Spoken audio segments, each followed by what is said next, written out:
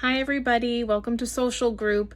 Today we're going to continue reading Stargirl. We're starting with chapter 5, so I'm going to get started. The call came from Kevin on a Friday night. He was at the football game. Quick, hurry, drop whatever you're doing, now! Kevin was one of the few who went to games. The school kept threatening to drop football because of low attendance. They said ticket receipts were barely enough to pay for electricity to light the field. But Kevin was screaming on the phone. I jumped in the family pickup and raced to the stadium. I bolted from the truck. Kevin was at the gate, windmilling his arms. Hurry! I threw the $2 admission at the ticket window and we raced for the field. See better up here, he said, yanking me into the stands. It was halftime. The band was on the field, all 14 of them. Among the students, it was known as the world's smallest standing band. There weren't enough of them to form recognizable shapes or letters except for a capital I, so they didn't march much at half times of games. They mostly stood. In 2 rows of 7 each, plus the student conductor. No majorettes, no color guard, no flag, and rifle girls. Except this night. This night, Stargirl Caraway was on the field with them. As they played, rooted in their places, she pranced around the grass in her bare feet and long lemon yellow dress. She roamed from goalpost to goalpost. She swirled like a dust devil. She marched stiffly like a wooden soldier. She tootled an imaginary flute. She pogoed into the air and knocked her bare heels together. The cheerleaders gaped from the sidelines. A few people in the stands whistled. The rest, they barely outnumbered the band, sat there with "What is this?" on their faces. The band stopped playing and marched off the field. Stargirl stayed. She was twirling down the 40-yard line when the players returned. They did a minute of warm-up exercises. She joined in. Jumping jacks, belly whomps. The teams lined up for the second half kickoff. The ball perched on the kicking tee. She was still on the field. The referee blew his whistle, pointing to her. He flapped his hands for her to go away. Instead, she dashed for the ball. She plucked it off the tee and danced with it, spinning and hugging it, hoisting it into the air. The players looked at their coaches. The coaches looked at the officials. The officials blew their whistles and began converging on her. The sole policeman on duty headed for the field. She punted the ball over the visiting team's benches and ran from the field and out of the stadium. Everyone cheered. The spectators, the cheerleaders, the band, the players, the officials, the parents running the hot dog stand, the policeman, me. We whistled and stomped our feet on the aluminum bleachers. The cheerleaders stared up in delighted surprise. For the first time, they were hearing something come back from the stands. They did cartwheels and backflips and even a 3-tier pyramid. Old-timers, or as old as timers got in a city as young as Micah, said they had never heard such a racket. For the next home game, more than 1,000 people showed up, everyone but Wayne Parr and Hillary Kimball. There was a line at the ticket window. The refreshment stand ran out of hot dogs. A second policeman was called in. The cheerleaders were in their glory. They screamed up at the bleachers, "Gimme an E!" The bleachers screamed back, "E!" We were the Electrons, in honor of the town's electronic heritage. The cheerleaders ran through all their routines before the first quarter was over. The band was loud and peppy. The football team even scored a touchdown. In the stands, heads kept swinging to the edges of the field, to the entrance, to the street lamp-lighted darkness behind the stadium. The sense of expectation grew as the first half came to a close. The band marched smartly onto the field. Even they were looking around. The musicians did their program. They even formed a small lopsided circle. They seemed to linger on the field, drawing out their notes, waiting. Finally, reluctantly, they marched to the sidelines. The players returned. They kept glancing around as they did their warm-ups. When the referee raised his arm and blew his whistle for the second half to begin, a sense of disappointment fell over the stadium. The cheerleader's shoulders sagged. She wasn't coming. On the following Monday, we got a shock in the lunchroom. Bleach blonde and beautiful Mallory Stillwell, captain of the cheerleaders, was sitting with Stargirl. She sat with her, ate with her, talked with her, walked out with her. By 6th period, the whole school knew. Stargirl had been invited to become a cheerleader and had said yes. People in Phoenix must have heard us buzzing. Would she wear the usual skirt and sweater like everyone else? Would she do the usual cheers? Did all the cheerleaders want this, or was it just the captain's idea? Were they jealous? Cheerleading practice drew a crowd. At least 100 of us stood by the parking lot that day, watching her learn the cheers, watching her jump around in her long pioneer dress. She spent 2 weeks practicing. Halfway through the second week, she wore her uniform. Green trimmed, white V-neck cotton sweater, short green and white pleated skirt. She looked just like the rest of them. Still, to us, she was not truly a cheerleader, but Stargirl dressed like one. She continued to strum her ukulele and sing happy birthday to people. She still wore long skirts on non-game days and made a home of her school desks. When Halloween arrived, everyone in her homeroom found a candy pumpkin on his or her desk. No one had to ask who did it. By then, most of us had decided that we liked having her around. We found ourselves looking forward to coming to school, to seeing what bizarre antics she'd be up to. She gave us something to talk about. She was entertaining. At the same time, we held back because she was different. We had no one to compare her to, no one to measure her against. She was unknown territory, unsafe. We were afraid to get too close. Also, I think we were all waiting to see the outcome of an event that loomed larger and larger with every passing day. The next birthday coming up was Hillary Kimball's. Chapter 6. Hillary herself set the stage the day before. In the middle of lunch, she got up from her table and walked over to Stargirl. For half a minute, she just stood behind Stargirl's chair. Silence everywhere except for tinklings in the kitchen. Only Stargirl was still chewing. Hillary moved around to the side. "Hi, I'm Hillary Kimball," she said. Stargirl looked up. She smiled. She said, "I know. My birthday is tomorrow." "I know." Hillary paused. Her eyes narrowed. She jabbed her finger in Stargirl's face. "Don't try singing to me. I'm warning you." Only those at nearby tables heard Stargirl's faint reply. "I won't sing to you." Hillary gave a satisfied smirk and walked off. From the moment we arrived at school the next day, the atmosphere bristled like cactus paddles. When the buzzer sounded for first lunch, we leaped for the doors. We swarmed into the food lines. We raced through our choices and hurried to our seats. Never had we moved so fast, so quickly. At most, we whispered. We sat. We ate. We were afraid to crunch our potato chips, afraid we might miss something. Hillary was first to enter. She marched in, leading her girlfriends like an invading general. In the food line, she smacked items onto her tray. She glared at the cashier, while her friends scanned the crowd for Stargirl. Hillary stared ferociously at her sandwich. Wayne Parr came in and sat several tables away, as if even he was afraid of her on this day. Stargirl finally came in. She went straight to the food line, blithely smiling as usual. Both she and Hillary seemed unaware of each other. Stargirl ate, Hillary ate. We watched. Only the clock moved. A kitchen staffer stuck her head out over the conveyor belt and called, "Trays!" A voice barked back, "Shut up!" Stargirl finished her lunch. As usual, she stuffed her wrappings into her paper bag, carried the bag to the paper-only can by the tray return window, and dropped it in. She returned to her seat. She picked up the ukulele. We stopped breathing. Hillary stared at her sandwich. Stargirl began strumming and humming. We stood. She stood. She strolled between the tables, humming, strumming. 300 pairs of eyes followed her. She came to Hillary Kimball's table and kept on walking, right up to the table where Kevin and I sat with the hot seat crew.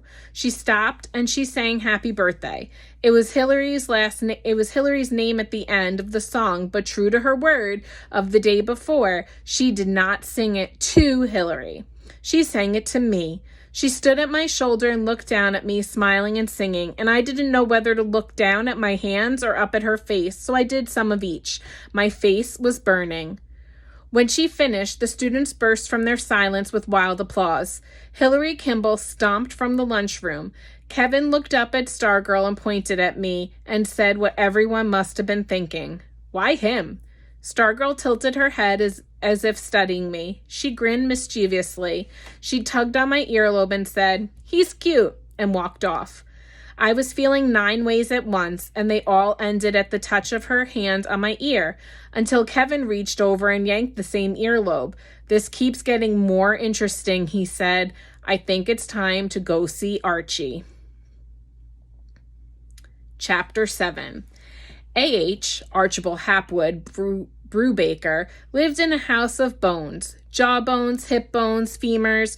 There were bones in every room, every closet, on the back porch. Some people have stone cats on their roofs. On his roof, Archie Brubaker had a skeleton of Monroe, his deceased Siamese.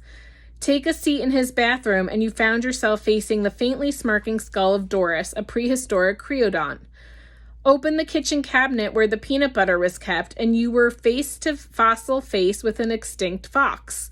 Archie was not morbid. He was a paleontologist. The bones were from digs he had done throughout the American West. Many were rightly his, found in his spare time. Others he collected for museums, but slipped into his own pocket or knapsack instead. "Better to sit in my refrigerator than disappear in a drawer in some museum basement," he would say. When he wasn't digging up old bones, Archie Brubaker was teaching at universities in the East. He retired at the age of 65. When he was 66, his wife, Aimee, died. At 67, he moved himself and his bones west to join the other fossils. He chose his home for 2 reasons. 1, its proximity to the high school. He wanted to be near kids he had none of his own.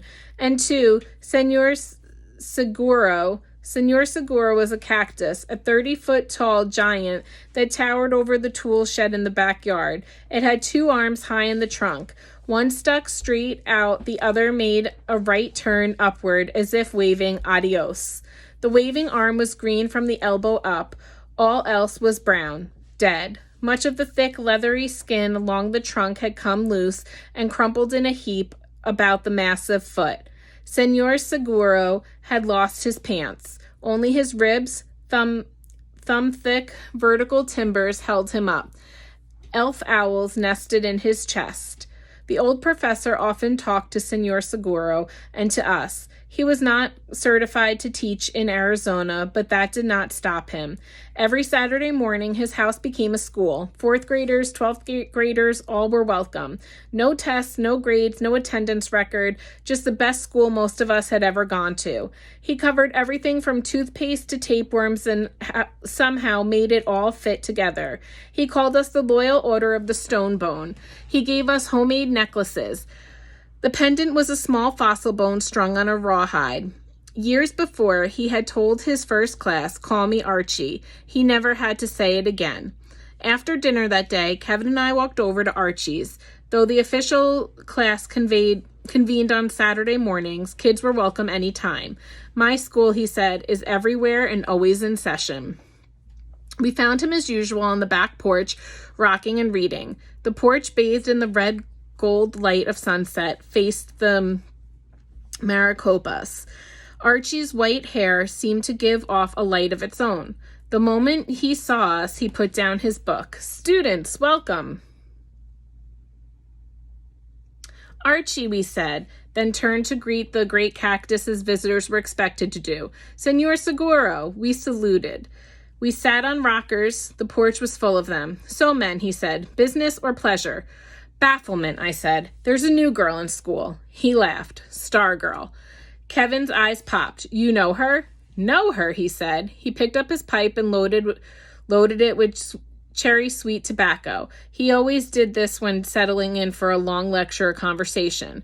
"Good question." He lit the pipe. "Let's say she's been on the porch here quite a few times." White smoke puffed like alpaca signals from the corner of his mouth.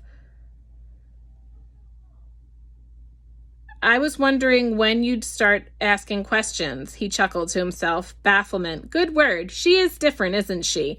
Kevin and I burst into laughter and nods. At that moment, I realized how much I had been craving Archie's confirmation.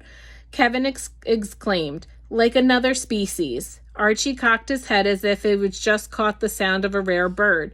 The pipe stem anchored a wry grin.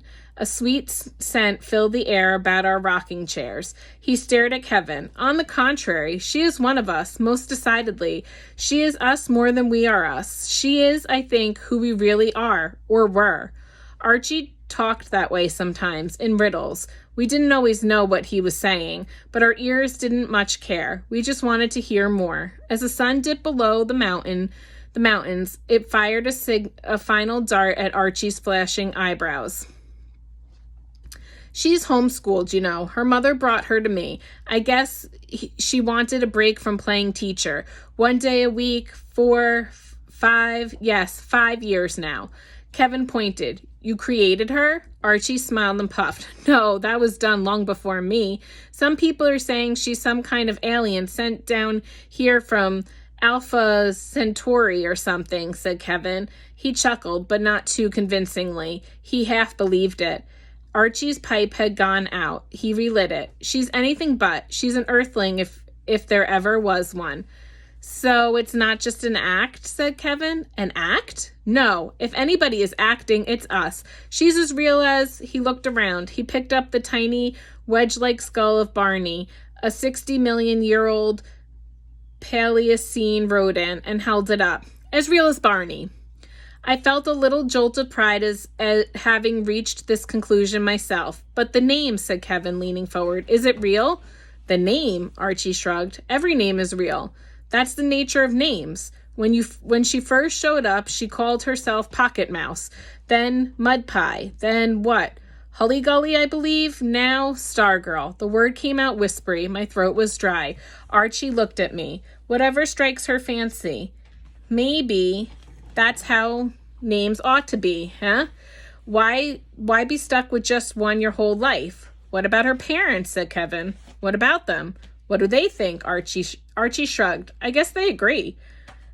What do they do? Kevin asked. Breathe, eat, clip their toenails. Kevin laughed. You know what I mean. Where do they work? Mrs. Carraway, until a few months ago, was Stargirl's teacher. I understand she also makes costumes for movies. Kevin poked me. The crazy clothes. Her father, Charles, works. He smiled at us. Where else? Mechatronics, we said in chorus. I said it with wonder, for I had imagined something more exotic. Kevin said, so where is she from? A natural question in a city as young as Micah. Nearly everybody had been born somewhere else. Archie's eyebrows went up. Good question. He took a long pull on his pipe. Some would say Minnesota, but in her case, he let out the smoke, his face disappearing in a gray cloud. A sweet haze veiled the sunset, cherries roasting in the Maricopas. He whispered, Rara Avisa. Archie, said Kevin, you're not making a lot of sense. Archie smiled. Do I ever? Kevin jumped up. I want to put her on hot seat. Dorco Borlock here doesn't want to. Archie studied me through the smoke. I thought I saw approval, but then he spoke. He merely said, work it out, men. We talked until dark. We said adios to Senora Seguero. On our way out, Archie said, more to me than to Kevin, I thought. You'll know her more by your questions than by her answers. Keep looking at her long enough. One day, you might see someone you know. All right, guys, that concludes our reading for this week. I hope you have a great day. And if you have any questions, of course, you can always reach out to me. Enjoy. Bye.